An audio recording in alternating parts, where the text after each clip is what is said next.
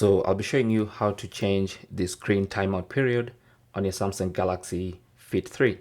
Now this is basically the amount of time it takes for your screen to automatically go off. Now mine is set to a very short time, as you can see.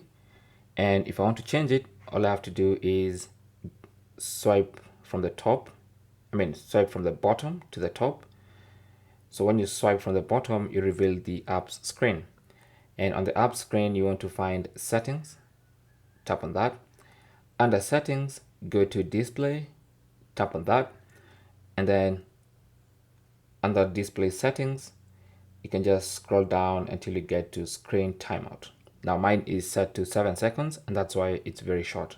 So if I tap on that, I can increase that to 10, 15, or even 30 seconds.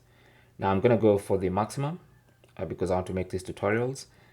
And once I choose the screen timeout, I can now go back all the way to the watch face. Alternatively, you can do this on the Galaxy wearable app. So simply launch the app and then go to band settings and then go to display. And then you should see screen timeout, which I've currently set to 30 seconds. If you tap on that, you can change the screen timeout to the period you want. Thanks for watching. Comments and questions down below, and good luck.